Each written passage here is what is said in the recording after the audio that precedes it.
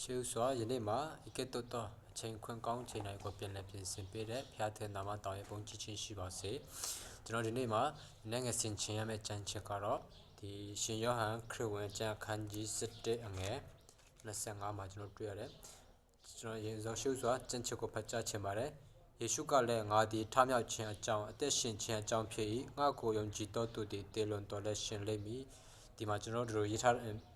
ဒီမှာကျမ်းစာမှာတို့ဖော်ပြထားတဲ့အရာကိုတွေ့ရတယ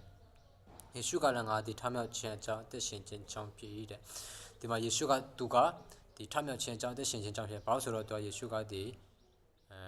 လူလောကကိုလာကြွလာတဲ့အချိန်မှာဆိုရင်သူကိုယ်တိုင်တည်ပြတယ်သူကိုယ်တိုင်အသက်ရှင်ပြတယ်ဆိုတဲ့အရာကိုကျွန်တော်ဒီမှာတွေ့ရတယ်တကယ်လို့ကျွန်တော်ဒီမှာလည်းပဲစစ်ကြည့်မယ်ဆိုရင်ငါကိုယုံကြည်တော်သူဒီတေလွန်တော်လည်းရှင်လိမ့်မည်ဆိုပြီးတော့သူဖော်ပြထားတဲ့အရာကိုကျွန်တော်တို့ဒီမှာတွေ့ရတယ်ဒီယုံကြည်တော်သူတွေအားလုံးကဒီထမြောက်မယ်လို့ဒီဖျားသခင်ကပြောခဲ့တယ်ဒါပေမဲ့ဒီထမြောက်ခြင်းကဒီသူ့ရဲ့လူတွေကိုကောင်းကင်နိုင်ငံကိုခေါ်ဆောင်တော့ဖို့ဒီတဲ့ချင်းပြန်လဲပြီးတော့ကြွလာမယ်ဆိုတဲ့အရာကိုတွေ့ရတယ်အဲ့ဒီမှာအချိန်ကာလ2မျိုးနေပြင်တွေ့ရတယ်ဘာလို့ဆိုတော့ပထမအချိန်ကာလ1မျိုးကဒီခရစ်တော်လူလောကကိုကြွလာပြီးတော့တည်သွားပြီးတော့ကောင်းကင်ဘုံကိုတက်သွားတဲ့အချိန်ကနေစအချိန်တော့တွင်းပေါ့အဲ့ဒီဒုတိယအချိန်ပြန်ကြွမလာခင်အထိတည်ဆုံးသွားတဲ့လူတွေဆိုပြီးတော့တွေ့ရတယ်နောက်တစ်ခုကျတော့ဒီခရစ်တော်ဒုတိယအချိန်ပြန်ကြွလာတဲ့အချိန်ခါမှာအသက်ရှင်လျက်နဲ့ကြံရှိနေတဲ့လူတွေဆိုပြီးတော့2မျိုးတွေ့ရတယ်ဒီမှာဆိုရင်ဖျားသခင်ကြွလာခြင်းကပထမတစ်ချိန်ဖြစ်တယ်သူကထမြောက်ခြင်းဖြစ်ပြောဆိုတော့သူ့ကိုယုံကြည်သောသူတွေကဒီတင်တော်ရှင်လိမ့်မည်ဆိုတော့ပြောရတာကတည်တယ်ဒါပေမဲ့ခန္ဓာကိုယ်တည်ဒါပေမဲ့ပြန်ရှင်တယ်ဆိုတာကသူရဲ့ဝိညာဉ်ခန္ဓာဝိညာဉ်အတွင်းထဲကဝိညာဉ်ကပြန်ပြီးတော့ရှင်ပြန်ထမြောက်တယ်ဆိုတဲ့အရာကိုဒီမှာကျွန်တော်တွေ့ရတယ်ဒီခန္ဓာကိုယ်ကတည်တော်များလည်းပဲသူရဲ့ဝိညာဉ်ကရှင်ပြီးတော့ကောင်းကင်နိုင်ငံတော်ပြန်ပြီးတော့ရောက်ရှိမှာကောင်းကင်နိုင်ငံတော်ပြန်ပြီးတော့ခရစ်တော်နဲ့သူပြန်လဲပြီးတော့အတူနေရမယ်ဆိုတဲ့အရာကိုပြောပြတယ်။နောက်ဒုတိယတစ်ချက်ကဆိုရင်ဒီအသက်ကိုပေးပြီးတော့ထာဝရအသက်ကိုရတယ်ဒီနေရာမှာဆိုရင်လည်းကျွန်တော်တို့ခရစ်တော်ကသူ့ရဲ့အသက်ကိုပေးပြီးတော့ဇရိပြီးတော့ကားတိုင်းမှာတည်ခံခဲ့တယ်။တည်ပြီးတော့သူကိုယ်တိုင်လည်းပဲတည်ပြီးတော့ပြန်ပြီးတော့ရှင်ပြန်ထားမြောက်တယ်ရှင်ပြန်ထားမြောက်တဲ့အခါမှာသူခန္ဓာနဲ့ရှင်ပြန်ထားတဲ့ဒီခန္ဓာကလည်းပဲကျွန်တော်လူသားခန္ဓာကိုကဲ့သို့မဟုတ်လူသားခန္ဓာကိုလိုပဲမြင်ရတယ်ထိတွေ့ကင်တွေ့နိုင်တယ်တိုးတော်လည်းပဲသူ့ရဲ့ခန္ဓာကိုကအစိတရှိတဲ့နေရာတွေကလည်းပဲဖြတ်ကျော်နိုင်တယ်မိတိနေရာမှာဆိုသူ့ခန္ဓာကိုယ်ကတွားနိုင်တယ်ဒါပေမဲ့ထိတွေ့နိုင်တယ်ကင်တွေ့နိုင်တယ်ကျွန်တော်ခန္ဓာကိုယ်လိုမဟုတ်တော့ဘဲနဲ့ဝိညာဉ်ခန္ဓာကိုယ်ဖြစ်သွားတယ်ဒီဝိညာဉ်ခန္ဓာကိုယ်ဆိုတာကပြောမယ်ဆိုတော့ခရစ်တော်ရဲ့ဝိညာဉ်ခန္ဓာကိုယ်ကမြင်ရတယ်ဒါပေမဲ့ကျွန်တော်ဒီလောကမှာတွေ့နေရတဲ့ဝိညာဉ်ဆိုတဲ့အရာကမျက်စိနဲ့မြင်လို့မရတဲ့အရာဖြစ်တယ်ဆိုတော့ကျွန်တော်တွေ့ရတယ်ဖျားကိုယုံကြည်ခြင်းဖြင့်ကျွန်တော်တည်ခြင်းမရှိဘူးဆိုရင်ဒီမှာ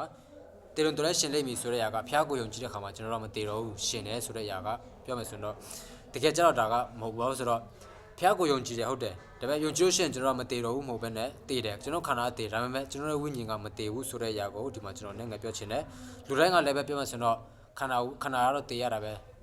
ဲခရိယန်ဖြစ်ပါစေဗုဒ္ဓဘာသာဖြစ်ပါစေလူအလုံးကတည်ရမယ့်အရာကြီးပဲအဲကြောင့်မလို့ကျွန်တော်လူအလုံးကတည်တဲ့ခန္ဓာနဲ့တည်ဒါပေမဲ့ဝိညာဉ်ကပြန်လဲပြည့်ရှင်ပြန်ထမြောက်တဲ့ဆိုတဲ့အရာကိုဒီမှာကျွန်တော်တွေ့ရတယ်ယောဟန်ခန်းကြီး9ငွေ29မှာလည်းပဲတည်တော်သူနဲ့မတည်တော်သူကနောက်ဆုံးမှဒီတည်တဲ့သူနဲ့မတည်တဲ့သူတွေကဒီနောက်ဆုံးမှဖျားသခင်နဲ့အတူပြန်လဲပြဝင်စားဖြစ်တယ်ဘာလို့ဆိုတော့တည်တဲ့သူဆိုတာကခရစ်တော်ပြန်ပြီးဒုတိယချိန်မှာကြွလာခင်မှာတည်တဲ့သူနဲ့မတည်တော်သူဆိုတဲ့အရာကခရစ်တော်ဒုတိယချိန်ကြွလာတဲ့အချိန်မှာအသက်ရှိထင်ရှားနေတဲ့သူတွေကအတူတူတကွခရစ်တော်နဲ့သူနေရမှာဖြစ်တယ်တည်တဲ့သူတွေကဝိညာဉ်ခန္ဓာကိုရှင်နေဖြစ်တယ်တကယ်လို့ခရစ်တော်ဒုတိယချိန်ပြန်လဲကြွလာခြင်းမှာမတည်သေးတဲ့သူတွေကကြတော့သူတို့ရဲ့ခန္ဓာကိုယ်ကဝိညာဉ်ခန္ဓာပြောင်းသွားတယ်ဒီကြမှာဝိညာဉ်ခန္ဓာကိုပြောင်းပြီးတော့သူတို့ရဲ့ခန္ဓာဟောင်းကိုစွန့်မယ်ဆိုပြီးတော့တည်တဲ့သူတွေစွန့်တယ်ဒါပေမဲ့မတည်တဲ့သူတွေကြတော့သူတို့ရဲ့ခန္ဓာကိုယ်ကပြောင်းသွားတယ်ဝိညာဉ်ခန္ဓာကိုဖြစ်ပြီးတော့ခရစ်တော်နဲ့သူကောင်းကင်နိုင်ငံကိုပြန်လဲပြီးတော့ဝင်စားတဲ့ဆွေရကိုတွေ့ရတယ်အဲ့အချိန်မှာဆိုရင်လည်းပဲပြောမယ်ဆိုတော့ဒီအပြစ်လုပ်တဲ့သူဘာပြောဆိုတော့ကတင်ချင်းမြတ်တော့သူဖြစ်တော့ကောင်းဒီအပြစ်ရှိတဲ့သူတွေကဒီအပြစ်ဒုတိယချိန်ကြွလာတဲ့အချိန်မှာအပြစ်စီရင်ခြင်းကိုခံရမယ်ဆိုတဲ့ຢာကိုကျွန်တော်ဒီကြက်ချက်မှာလည်းပဲတွေ့ရတယ်တချို့သူတွေကဒီအဲ့ဒုတိယချိန်ကြွလာခြင်းမှာဆိုရင်ကြွလာတဲ့အခါမှာဆိုရင်ဒီကတင်ချင်းရတော့သူတွေကတာလျင်ဖျားသခင်ရဲ့ရွေးနှုတ်ခြင်းကိုခံပြီးတော့ကတင်ချင်းမြတ်တော့သူတွေကအပြစ်ရခဒီတရားစီရင်ခြင်းပေါ့အပြစ်ဒဏ်အခါတရားစီရင်ခြင်းကိုခံရတဲ့ဒီຢာမှာဆိုရင်ပြစ်ပယ်ခြင်းခံရတယ်ဖျားသခင်ပြစ်ပယ်ခြင်းကိုခံရတယ်ဆိုတာကိုတွေ့ရတယ်ဒီမှာဆိုရင်လည်းပဲကောင်းတဲ့အရာကျင့်တဲ့သူနဲ့မကောင်းတဲ့အရာကျင့်တဲ့သူဆိုပြီးကျွန်တော်တွေ့ရတယ်ကောင်းတဲ့အရာကျင့်တဲ့သူဆိုတာကဒီကတိချင်းရတဲ့သူတိုင်းလည်းပဲကောင်းတဲ့အရာကိုကျင့်တယ်လို့လည်းမဆိုလို့ဘာလို့ဆိုတော့သူတို့ရဲ့စိတ်နှလုံးထဲမှာဖြူစင်တဲ့အတွက်တောင်သူတို့ကကတိချင်းရတဲ့ကောင်းတဲ့အရာကျင့်တယ်လို့ပြီးတော့ယူဆလို့ရတယ်မကောင်းတဲ့အရာကကတိချင်းမဲ့မကောင်းတဲ့သူတွေက ကဲတင်ချင်းများတဲ့အတိုင်းမကောင်းတဲ့အတိုင်းသူတို့ကဒီနောက်ဆုံးသွနေ့မှာတရားစီရင်ခြင်းကိုခံရမယ်ဆိုတဲ့အရာကိုကျွန်တော်တို့တွေ့ရတယ်လူကပြောမှဆိုတော့အားလုံးကကောင်းတဲ့ကျင့်ကောင်းတဲ့အကျင့်တဲ့သူရှိတယ်လို့မကောင်းတဲ့ကျင့်တဲ့သူလည်းရှိတယ်ကဲတင်ချင်းကလည်းပဲဒီကောင်းတဲ့လမ်းကိုပို့ပြတဲ့ဆိုတဲ့ဟာကလည်းပဲပြောဆိုတော့